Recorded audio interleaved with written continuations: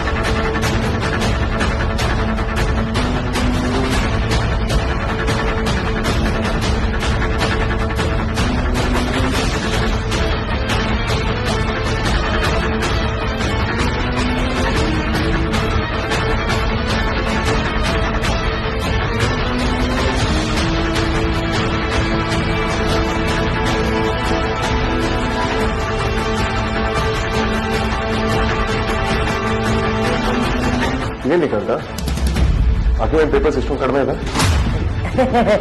Boss. ಅದು ಈ ಸಲ ಅವ್ರ ಕಂಡೀಷನ್ಸ್ಗೆಲ್ಲ ನಾವು ಒಪ್ಕೊಂಡಿದೀವಲ್ಲ, ಅದಕ್ಕೆ ಅವರು ಇಷ್ಟೇ ಮಾಡೋದಂತೆ. ಇದೆಲ್ಲ ಚೆಕ್ ಮಾಡಿದಿರ ತಾನೆ? ಬಾಸ್, ಚೆಕ್ ಮಾಡದೆ ನಿಮ್ಮವರೆಗೂ ತರ್ತೀನ ಬಾಸ್, ಎಲ್ಲ ಬರುತ್ತಾಗಿಲ್ಲ, ನೋ ಪ್ರಾಬ್ಲಮ್. ಇದೆಲ್ಲ ಚೆಕ್ ಮಾಡಿರ್ತೀರಾ ಅಂತಂದ್ರೆ ಅಷ್ಟೇ.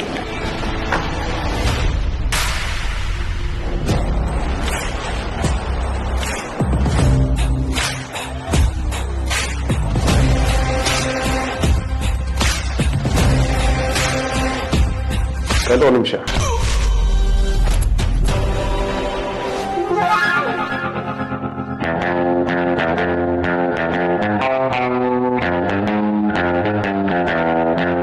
ಬಾಸ್ಗೆ ಗೊತ್ತಾಗೋಯ್ತಾ ಹೇಗೆ?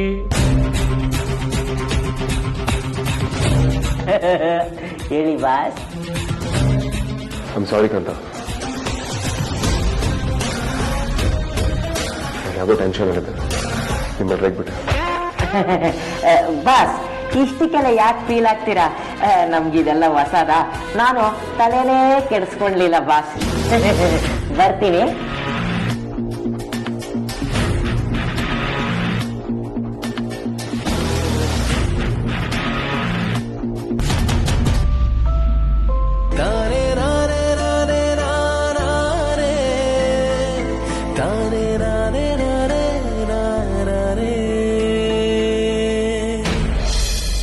ನಿನ್ನ ಹತ್ರ ಎಷ್ಟು ಬಡ್ಕೊಂಡ್ರು ಅಷ್ಟೇ, ಏನು ಪ್ರಯೋಜನ ಇಲ್ಲ.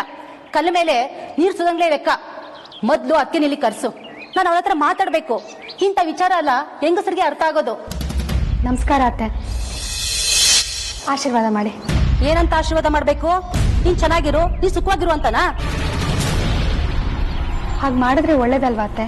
ಹಾಗಿದ್ರೆ ನಿಮ್ಮ ಅಪ್ಪನ್ಗೆ ಹೇಳು, ಆ ಶ್ರೀಮಂತರ ಮನೆ ಸವಸ ಬೇಡ, ಒಪ್ಕೊಡ್ರೆ ಸಂಬಂಧ ಬಿಟ್ಟಾಕು ಅಂತ. ನಾನು ಯಾಕೆ ವೇದಾಂತ ಮದ್ವೆ ಆಗ್ಬಾರ್ದು ಅತ್ತೆ? ಅದರಿಂದ ಏನ್ ಸಮಸ್ಯೆ ಆಗುತ್ತೆ? ಏನಾಗುತ್ತಾ? ಏನ್ ಬೇಕಾದ್ರೂ ಆಗ್ಬೋದು. ಈಗಾಗಲೇ ನಿಮ್ಮ ಅಕ್ಕ ವಿಕ್ರಾಂತ ಮದುವೆ ಮಾಡ್ಕೊಡೋದಕ್ಕೆ ಜನ ಏನೆಲ್ಲ ಮಾತಾಡ್ತಿದಾರೆ ಗೊತ್ತಾ? ಈಗ ನೀನು ಅದೇ ಮನೆ ಹುಡುಗನ್ ಮದುವೆ ಮಾಡ್ಕೊಂಡ್ರೆ ಜನ ನಿಮ್ಮ ಅಪ್ಪ ಅಮ್ಮನ ಬಗ್ಗೆ ಎಷ್ಟು ಕೆಟ್ಟದಾಗ ಮಾತಾಡ್ತಾರೆ. ಇದನ್ನ ಕೇಳಿಸ್ಕೊಳ್ಳೋದಕ್ಕಿಂತ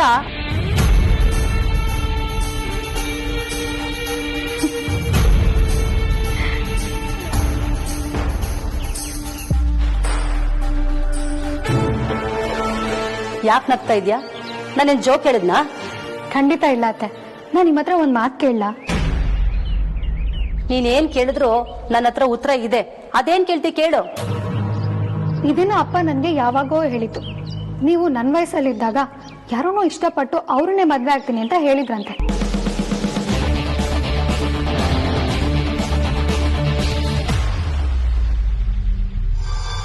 ಇದಕ್ಕಜ್ಜ ಒಪ್ತೇ ಇದ್ದಾಗ ಊಟ ನೀರು ಎಲ್ಲ ಬಿಟ್ಟು ಉಪವಾಸ ಗಲಾಟೆ ಮಾಡಿದ್ರಂತೆ. ಹೌದಾ?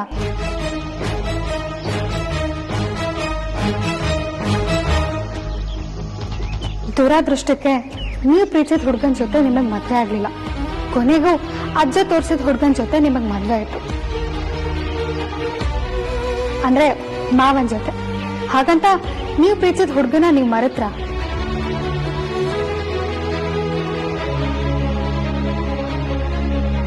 ಇಲ್ಲ. ಅದೇ ಬೇಜಾರಲ್ಲಿ ನೀವು ನಿಮ್ ತವ್ರ ಮನೆಗೆ ಕಾಲೇ ಇಡ್ಲಿಲ್ವಂತೆ. ಆದ್ರೂ ಅಜ್ಜ ನಿಮ್ನ ಎಲ್ಲಾ ಹಬ್ಬಕ್ಕೆ ಕರೀತಿದ್ರಂತೆ. ಆದ್ರೆ ನೀವು ಯಾವ ಹಬ್ಬಕ್ಕೂ ತವ್ರ ಮನೆಗೆ ಹೋಗ್ಲೇ ಇಲ್ವಂತೆ. ಅಜ್ಜನ ಮನೇಲಿ ನಿಮ್ನೆಲ್ಲರನ್ನು ತುಂಬಾ ಮಿಸ್ ಮಾಡ್ಕೋತಿದ್ರಂತೆ. ಅದು ಬಿಡಿ, ಅಪ್ಪ ಮತ್ತೆ ಅಜ್ಜಿ ಬಾಗಿನ ತಗೊಂಡು ಗೌರಿ ಹಬ್ಬದ ದಿನ ನಿಮ್ ಮನೆಗ್ ಬಂದಾಗ ಒಳಗೂ ಕರೀದೆ ಆಚೆನೆ ಇಸ್ಕೊಂಡ್ ಕಳ್ಸ್ಬಿಟ್ರಂತೆ ಅಲ್ವಾ?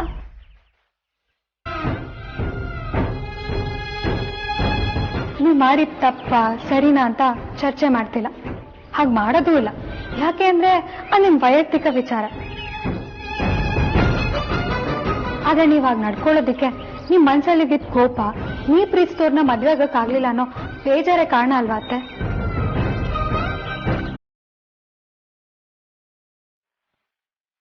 ಈಗ ನಾನು ವೇದಾಂತನ ಇಷ್ಟಪಡ್ತಿದ್ದೀನಿ. ಪ್ರೀತಿ ಎಲ್ಲರಿಗೂ ಒಂದೇ ಅಲ್ವಾ ಅತ್ತೆ? ನೀವ್ ಅನ್ಭವಿಸೋದ್ ನೋವು, ಹತಾಶೆನ ನಾನು ಅನ್ಭವಿಸ್ಬೇಕಾ?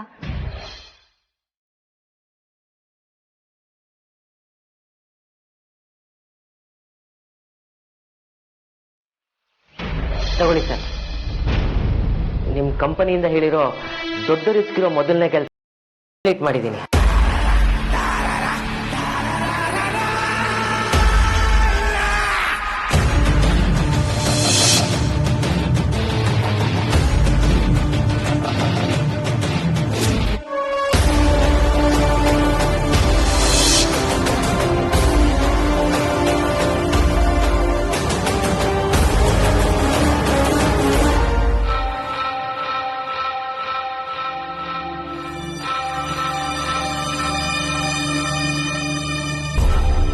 ನಿಮ್ ಕಂಪ್ನಿ ವಹಿಸಿರೋ ಕೆಲಸ ಅಂತ ಹೇಳ್ಬೇಡಿ ಕಾಂತ, ನಮ್ ಕಂಪ್ನಿ ಅಂತ ಹೇಳಿ. ಇವತ್ತಿಂದ ನೀವು ಈ ಕಂಪ್ನಿ ಅವಿಭಾಜ್ಯ ಅಂಗ. Thank you Kantha, thank you so much. ನಾವು ಮೊದಲೇ ಹೇಳ್ದಾಗೆ ಇದಕ್ಕೆ ತುಂಬಾ ದೊಡ್ಡ ರಿವಾರ್ಡ್ ಕೊಡ್ತೀವಿ. ಎಷ್ಟು ಬೇಕು ಹೇಳಿ, ಕ್ಯಾಶ್ ಕೊಡ್ಲಾ ಇಲ್ಲ ಟ್ರಾನ್ಸ್ಫರ್ ಮಾಡ್ಬೇಕಾ? ಈಗಲೇ ಏನೋ ಬೇಡ ಸರ್, ಸಪರೇಟ್ ಆಗಿ ತಗೊಂಡ್ರೆ ಸರಿ ಇರಲ್ಲ. ನಾನು ನಿಮ್ ಕಂಪನಿ ಜಾಯಿನ್ ಆದ್ಮೇಲೆ ಸಂಬಳದ ಜೊತೆ ಎಲ್ಲಾನು ಸೇರಿಸ್ಕೊಟ್ಬಿಡಿ ಸಾಕು. ಗ್ರೇಟ್ ರೀ ನೀವು. ಖಂಡಿತ ನಿಮ್ ಕಿಟಿಸಿಲಿ ಇದನ್ನ ಆಡ್ ಮಾಡ್ತೀವಿ. ನೆಕ್ಸ್ಟ್ ವೀಕ್ ಇಂದಾನೆ ವರ್ಕಿಂಗ್ ಜಾಯಿನ್ ಆಗ್ಬೋದು. ಬೇಡ ಸರ್, ನೆಕ್ಸ್ಟ್ ವೀಕ್ ದಿನ ಸರಿ ಇಲ್ಲ. ನೀವು ನಮ್ಮ ಹಳೆ ಬಸ್ ಕಂಪ್ನಿನ ಟೇಕ್ ಓವರ್ ಮಾಡಿದ್ಮೇಲೆ ಬಂದ್ ಜಾಯಿನ್ ಆಗ್ತೀನಿ. ಆಗ ನನಗೂ ಗಿಲ್ಟ್ ಇರಲ್ಲ. ಆಸ್ ಯು ವಿಶ್ ಕಾಂತ, ನಿಮ್ಮಿಂದ ತುಂಬಾ ದೊಡ್ಡ ಉಪಕಾರ ಆಯ್ತು. ಸರಿ ಸರ್, ಹಾಗಿದ್ರೆ ನಾನಿನ್ ಬರ್ತೀನಿ. Have A good day. ಆ ವಿಷಯದ ಸೇಮ್.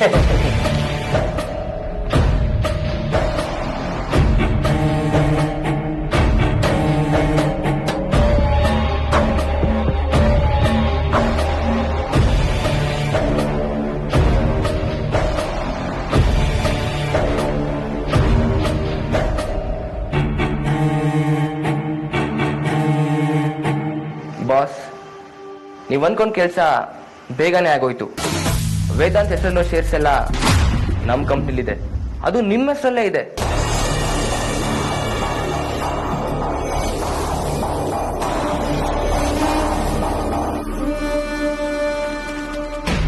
ನಾಲ್ಕು ಜನ 106 ತರ ಮಾತಾಡ್ತಾರೆ. ಅಕ್ಕ ಬಾಬನ್ ಬಗ್ಗೆನೂ ಮಾತಾಡ್ತಾರೆ ಅಂತ ನೀವೇ ಹೇಳಿದ್ರಿ. ಆದ್ರೆ ಅಕ್ಕ ಎಷ್ಟು ಖುಷಿಯಾಗಿದ್ದಾಳೆ ಅಂತ ಅವ್ರು ಯಾರಾದ್ರೂ ಬಂದು ನೋಡಿದಾರ? ಆಡೋರ್ ಬಾಯಿಗೆ ಬೀಗ ಹಾಕೋದಿಕ್ ಆಗಲ್ಲ ಅತ್ತೆ. ನಾನು ಅಕ್ಕ ಇಬ್ರು ಶ್ರೀಮಂತರ ಮನೆ ಹುಡುಗರನ್ನೇ ಇಷ್ಟಪಟ್ಟಿರ್ಬೋದು, ಆದ್ರೆ ಅವರಿಬ್ರು ಶ್ರೀಮಂತಿನ ಗುರ್ತು ಅಂತ ಅನ್ಕೊಂಡೇ ಇಲ್ಲ.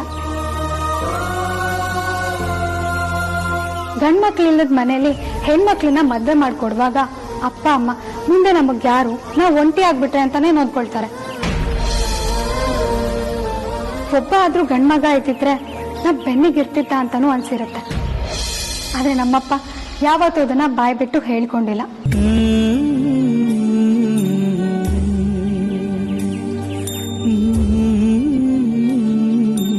ಆದ್ರೆ ಮನ್ಸಿನ ಮೂಲೆಯಲ್ಲೆಲ್ಲೋ ಒಂದ್ ಕಡೆ ಹಾಗ ಅನ್ಸಿರ್ಬೋದು. ಆದ್ರೆ ವಿಕ್ಕಿ ಬಾವ ಆಗ್ಲಿ ವೇದಾಂತ ಆಗ್ಲಿ ಮನೆ ಅಳಿ ಅಂದ್ರು ಮಾತ್ರ ಆಗಿರಲ್ಲ. ಅವರಿಬ್ರು ಮನೆ ಮಕ್ಕಳಾಗಿರ್ತಾರೆ. ಈಗಾಗ್ಲೇ ಅವ್ರು ಅದನ್ನ ಪ್ರೂವ್ ಮಾಡ್ಕೊಂಡಿದ್ದಾರೆ.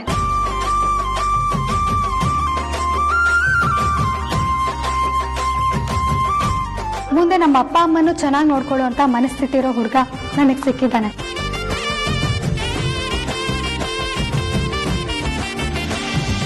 ಸಾರ್ಥಕ್ ನಾಳೆ ನಾನು ಗ್ಯಾಲಕ್ಸಿ ಎಂಟರ್ಪ್ರೈಸಸ್ ಅವ್ರ ಜೊತೆ ಇನ್ನೊಂದು ಡೀಲ್ ಸೈನ್ ಮಾಡ್ತಿದ್ದೇನೆ. ಇದರಿಂದ ನಮಗೆ ತುಂಬಾನೇ ಒಳ್ಳೇದಾಗುತ್ತೆ. ಅವರ ಕಂಪ್ಲೀಟ್ ಡೇಟಾ ಬೇಸ್ ನಮಗೆ ಸಿಗುತ್ತೆ. ಯಾಕಂದ್ರೆ ಅವರು 20 years ಇಂದ ಡೇಟಾನ ಮೇಂಟೈನ್ ಮಾಡ್ತಿದ್ದಾರೆ. ಅಂಡ್ ಅದರಿಂದ ನಮಗೆ ತುಂಬಾನೇ ಹೆಲ್ಪ್ ಆಗುತ್ತೆ. ಆದ್ರೆ ಅದು ನಮ್ಮ ಬಾಸ್ ಆಕಾಶ್ಗೆ, ನಿಮ್ಗಲ್ಲ.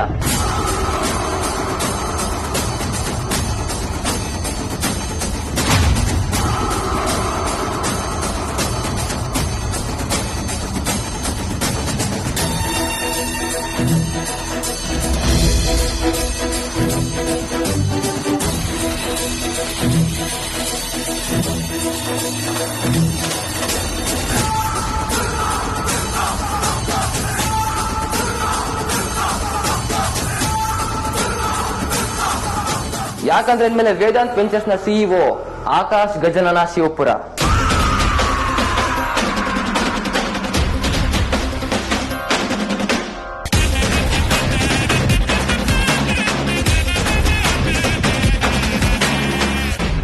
ನಮ್ದು ಪ್ರೀತಿಸಿ ಮದ್ವೆ ಆಗ್ತಿರ್ಬೋದು.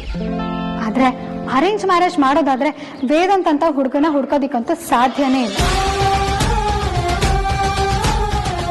ಜನ ಸೋತ್ರು ಮಾತಾಡ್ತಾರೆ, ಗೆದ್ರು ಮಾತಾಡ್ತಾರೆ. ಆದ್ರೆ ಆಡೋರು ಯಾರು ಕಷ್ಟಕ್ಕಾಗಲ್ಲ. ನಮ್ಮನೆ ಸಮಸ್ಯೆ ಬಗ್ಗೆ ಮಾತಾಡೋರು ಪರಿಹಾರಕ್ಕಂತೂ ಖಂಡಿತ ಬರಲ್ಲ. ಪ್ರೀತಿ ಅನ್ನೋದು ಆಗೋಗುತ್ತೆ. ಅದಕ್ಕೆ ಶ್ರೀಮಂತ ಬಡವ ಜಾತಿ ಅನ್ನೋದೆಲ್ಲ ಲೆಕ್ಕಕ್ಕೆ ಬರಲ್ಲ. ಇವತ್ತು ನನಗಾಗಿರೋದು ಅದೇ, ಅವತ್ತು ನಿಮಗೂ ಅದೇ ಆಗಿತ್ತು.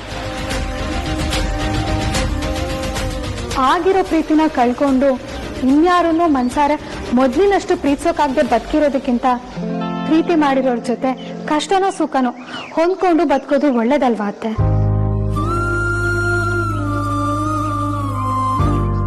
ನಾವ್ ಒಪ್ಪಿದೀವಿ, 2 ಮನೆಯವರು ಒಪ್ಪಿದ್ದಾರೆ, ಶಾಸ್ತ್ರೋಕ್ತವಾಗಿ ಮದ್ವೆನೂ ಆಗ್ತಿದೀವಿ.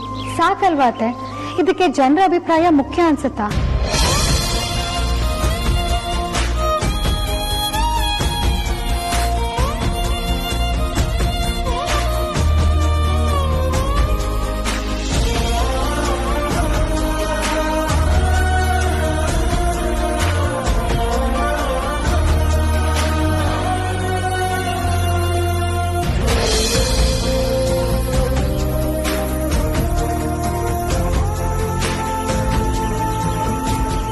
ನೀವು ಅನ್ಭವಿಸಿರೋ ಕಷ್ಟನ ನಾನು ಅನ್ಭವಿಸೋದಕ್ಕೆ ರೆಡಿ ಇಲ್ಲ ಅತ್ತೆ. ಅದಕ್ಕೆ ಆಶೀರ್ವಾದ ಮಾಡಿ ಅಂದೆ. ಈಗ ಏನಂತ ಆಶೀರ್ವಾದ ಮಾಡಬೇಕು ಅಂತ ಅರ್ಥ ಆಗಿರುತ್ತೆ ಅಂದ್ಕೊಂಡಿದ್ದೀನಿ. ನೀವು 100 ಕಾಲ ಚೆನ್ನಾಗಿರಮ್ಮ.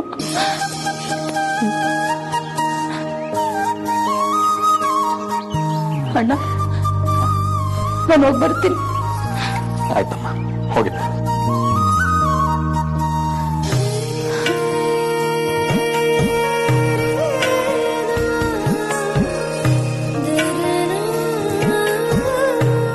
ರಾಧಾ ಹತ್ರ ಮಾತಾಡ್ತೀನಿ ಬರ್ತೀನಿ ಅಂತ ನೀನು ಹೇಳಿದಾಗ ಎಲ್ಲಿ ನೀನು ಜಗಳ ಆಡ್ಬಿಡ್ತೀಯೋ ಅನ್ನೋ ಭಯ ಕಡಿತ್ತು. ಅಷ್ಟು ದೊಡ್ಡ ಸಮಸ್ಯೆನ ಎಷ್ಟು ಸಸಾರವಾಗಿ ಬಗೆಹರಿಸ್ಬಿಟ್ಟೆ ನೀನು. ನಾನು ಹಾಗನ್ಕೊಂಡೆ ಬಂದೆಪ್ಪ. ಆದ್ರೆ ಎಲ್ಲ ಟೈಮಲ್ಲೂ ಕೂಗಾಡೋದ್ರಿಂದ ಯಾವ ಲಾಭನೂ ಇಲ್ಲ ಅನ್ಸ್ತು. ಅದಕ್ಕೆ ಅವ್ರನ್ನ ನನ್ನ ಜಾಗದಲ್ಲಿ ನಿಲ್ಸಿದ್ರೆ ನನ್ನ ಭಾವನೆ ಅರ್ಥ ಆಗುತ್ತೆ ಅನ್ಕೊಂಡೆ.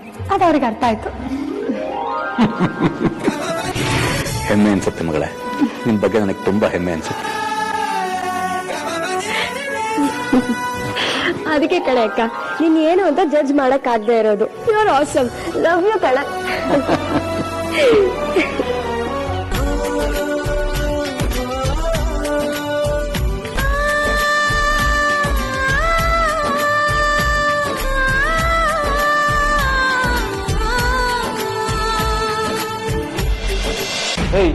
ಯಾವನು ನೀನು?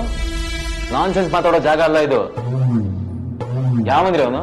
ಆಕಾಶ್ ಗಜಾನನ ಶಿವಪುರ ಅಪಾಯಿಂಟ್ಮೆಂಟ್ ಇಂದ ಒಳಗೆ ಬಂದಿದ್ದಲ್ಲೇ ನಾನ್ ಸೆನ್ಸ್ ಎಲ್ಲ ಮಾತಾಡ್ತಿದ್ದೀರಾ?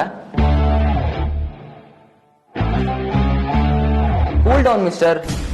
ನಮ್ ಕಂಪ್ನಿಗೆ ನಾವು ಬರೋದಕ್ಕೆ ನಮ್ಗೆ ಯಾವ ಅಪಾಯಿಂಟ್ಮೆಂಟು ಬೇಕಾಗಿಲ್ಲ. ಆದ್ರೆ ಇನ್ಮೇಲೆ ಈ ಕಂಪ್ನಿ MD ಮಾತಾಡ್ಸೋಕೆ ನಿಮ್ಗೆ ಅಪಾಯಿಂಟ್ಮೆಂಟ್ ಬೇಕಾಗತ್ತೆ. ನೋ ಮಿಸ್ಟರ್, ಆಗ್ಲಿಂದ ನಾನೇ ನೋಡ್ತಿದ್ದೀನಿ. ಯಾರೇ ನೀವು? ವಾಟ್ ಗಾಡಿ ನಾನ್ಸೆನ್ಸ್ ಆಗಿ ಟಾಕ್. ಕಂಪನಿ MD ಇಲ್ಲೇ ಕೂತಿದ್ದೀನಿ, ನನ್ನ ಮುಂದೆ ತಲೆಯಲ್ಲ ಮಾತಾಡ್ತೀರಾ?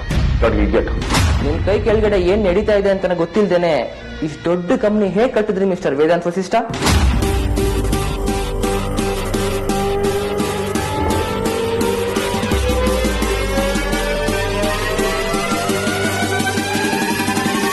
ಕರೆಕ್ಟ್. ಈ ಕಂಪ್ನಿ MD ನೀವೇ ಆಗಿದ್ರಿ, ಆದ್ರೆ ಈಗಲ್ಲ.